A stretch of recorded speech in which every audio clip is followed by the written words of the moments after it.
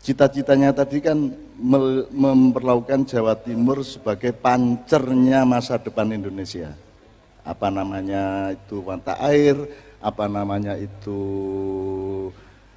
sumber ekonomi utama Indonesia dan seterusnya lah. Pokoknya gini, ada beberapa poin. Pertama gini, kalau Anda membangun Jawa Timur dengan skala Jawa Timur, maka Anda akan tetap kerdil sampai kapanpun. Anda berpikirnya Jawa Timur harus berpikir Indonesia dan dunia. Anda harus mengerti bahwa medan perangnya itu globalisasi dan Jawa Timur itu sebenarnya memiliki semua modal untuk menjadikan Republik Indonesia menjadi superpower masa datang. Janjane mustahil Indonesia punya masalah kemiskinan. Wong sugih koyok ngene tanah air isine koyok Korea gak duwe apa-apa lho, sugih.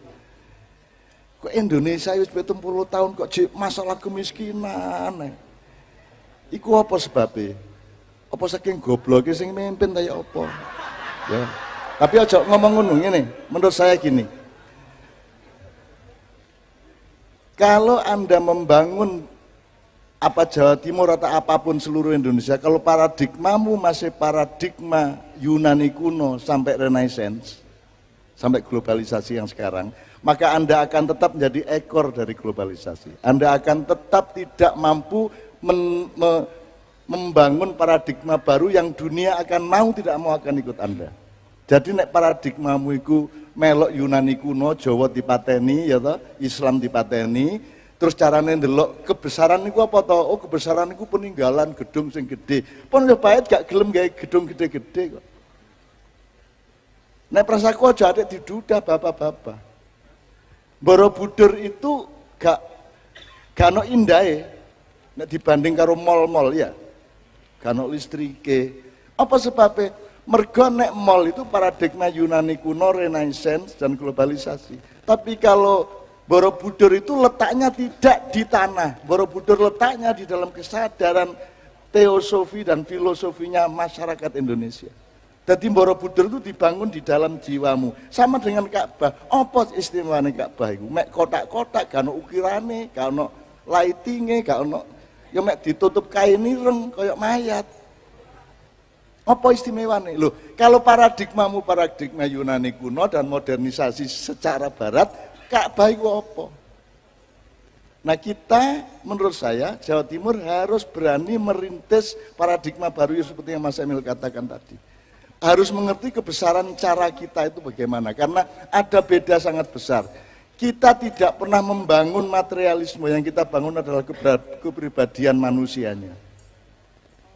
Tidak berarti sekolah gak penting, tidak berarti gedung-gedung gak penting, penting, tetapi dia tidak nomor satu. Kene iki ya, PT kepingin mabur koyok manuk, gak iso mabur, PTA ilang pisan. Awake dhewe. Karena kita paradigma burung, padahal kita ayam. Kita ini semut, tapi anak-anak sapi. Semut itu tidak terlawan oleh siapapun. Nek memberantas sapi sak dunya iso dipateni, tapi nek semut gak iso kok pateni. Gak iso Indonesia dipateni sapa ae, mergo awakmu iku semut-semut ireng, ojo anak-anak sapi. Arek-arek wis sinau toh masyarakat semut, bagaimana mekanismenya, pemerintahannya bagaimana, pangannya bagaimana, pertahanan komunitasnya bagaimana, kan sudah belajar. Itu metabolisme dan organisme yang diciptakan Allah langsung. Bagaimana lebah, bagaimana semut. Itu surat di Al-Quran. Ini tak saya perpanjang, tapi intinya pokoknya Bu Khofifah sama Mas Emil menurut saya harus berani ngincipi paradigma baru dengan cara pandang. Ndelok Mojopahit secara barat, kayak apa? Wong kono iku kate mateni kene biyen, dielek-elek terus. Gitu loh.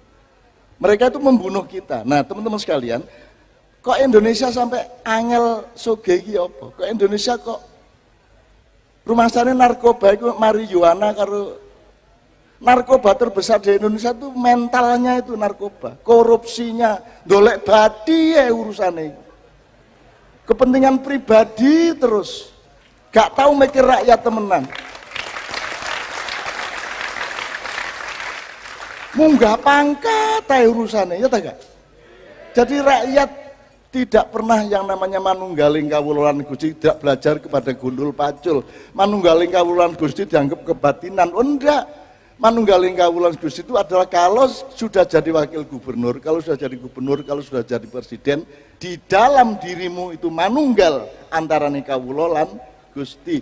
Tuhan menyatu dengan rakyat di dalam dadamu. Kalau engkau menyakiti Tuhan, rakyatmu yang akan protes dan hancur. Kalau engkau menyakiti rakyat, Tuhan yang akan marah.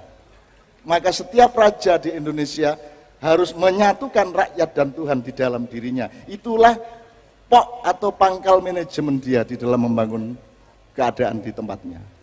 Dia satu. Berikutnya. Nek soal masalah Indonesia iki lho, paradigma oyote iku keliru oleh ndelek lemah iku. Oleh ngatur nandure iku biyen salah. Tahun 45 itu banyak kesalahan, tapi ini tak terus nongko aku makar.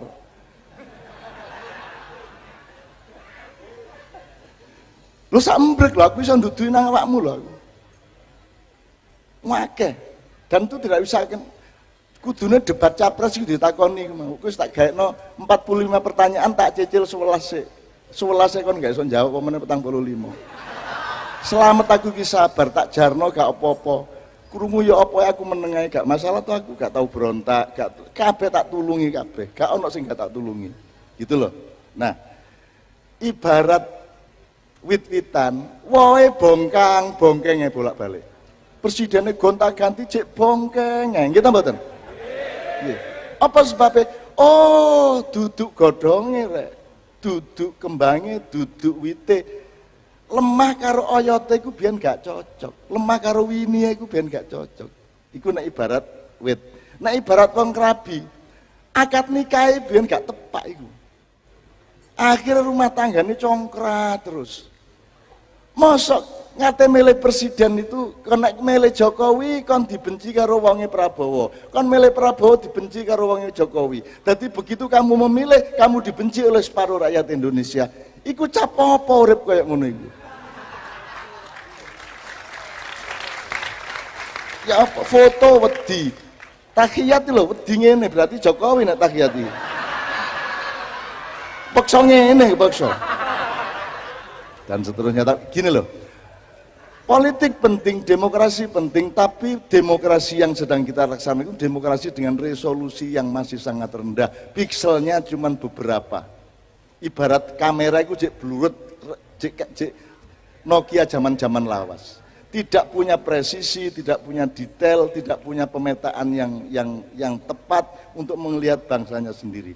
Maka di luar pembangunan fisik di Jawa Timur, menurut saya yang nomor satu adalah bagaimana Bu Khofifah dan Mas Emil membangun kepercayaan diri orang Jawa Timur, membangun pengertian mengenai kekayaan jiwa kita, kekayaan budaya kita, kekayaan pribadi kita. Gak ono uang rakyat ngeluhi rakyat Indonesia sak dunya. Kalian para pemimpin hendaklah mengetahui bahwa rakyatmu itu rakyat yang disayang dan diberi fadilah luar biasa oleh Allah Subhanahu wa taala.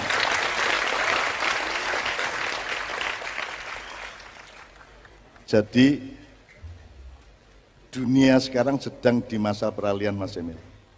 Wis to gelem gak gelem kok berubah. Bosen wisan sing koyo ngene iki bosen, kok berubah. Ya, dan saya harap itu mulai 2025 wis mulai. Ya. Dan Presiden Indonesia, Gubernur Indonesia haruslah seorang negarawan tingkat dunia.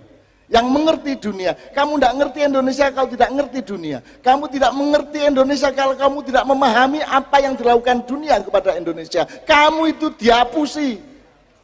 Nek kon gak dihapusi bangun ya apa kon?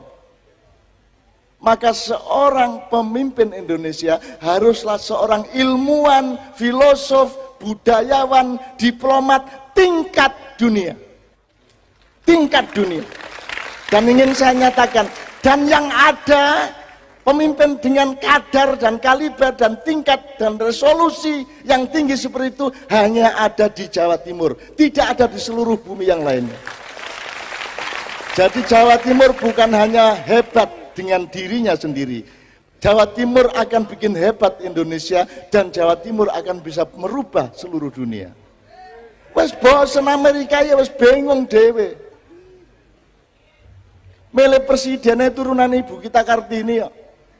Habis terang terbitlah Trump. Habis gelap terbitlah Trump. Bingung dewe.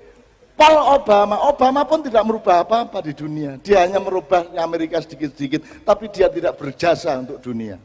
Sekarang kamu lihat, kamu pelajari Soekarno jasanya apa, kamu pelajari Soeharto jasanya apa, jeleknya apa, kurangnya apa. Semua presiden kamu pelajari. Pelajari dengan sungguh-sungguh, objektif, ojo lorati nek kon ketemu sing gak. Timbane kon tak kandani geblak kon. Gitu ya, tapi kita seneng karena beliau ngomong tentang paradigma baru. Maka sekarang tolong ndelok Mojopahit ojo dengan cara berpikir sejarawan barat, ilmuwan barat. Tolong digabung dengan kearifan kita sendiri, jare kearifan lokal. Jare kearifan lokal. Lah Jawa iku ya apa? Gak ono rek gedung elek kayak Ka'bah iku elek sih. Gitu. Tapi gak ono tempat pariwisata sing ditekani wong tanpa berhenti. Gak ono detik sing gak tawaf. Kabeh wong tawaf. Pokoknya Ka'bah gak tau leren ditawafi. Gak ada promosi, gak ada iklan, gak ada pemasaran. Diparani wong terus. Kanggo merat Cina sambat aku ya bocah Muhammad iku kurang ajar. Lho napa ngono? Iku enak temen Arab, iku gak lapo-lapo diparani wong bawen dino. Gak ono diskon, gak ono wes pokoknya. Nah, apakah Muhammad pernah berpikir ekonomi dan kapitalisme? Kamu tahu nggak? Ka'bah adalah contoh bahwa kalau kamu berbuat baik, kamu akan menjadi pusat energi, kamu akan menjadi pusat magnet, kamu akan ditatangi oleh uang. Kamu jangan mencari uang, bikin uang yang mencarimu. Jangan nemu tapi tinemu oleh uang. Rakyatku sekalian, saudara-saudara sebangsa dan tanah air, tidak ada waktu lagi. Tidak ada waktu lagi. Mulai hari ini anak-anak muda harus mulai bangkit.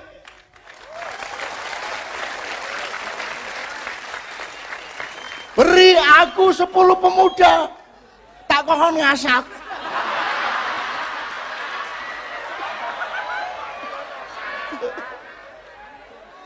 Anggitmu pidato tak aku, tak apusi kon. Di Maiyah itu, nanti Pak Pri, kita mohon, cara berpikir kita itu jangan fakultatif. Kita ini universitas. Jadi tidak ada fakultas kedokteran yang tidak terkait dengan psikologi, tidak terkait dengan sosial, dengan ekonomi.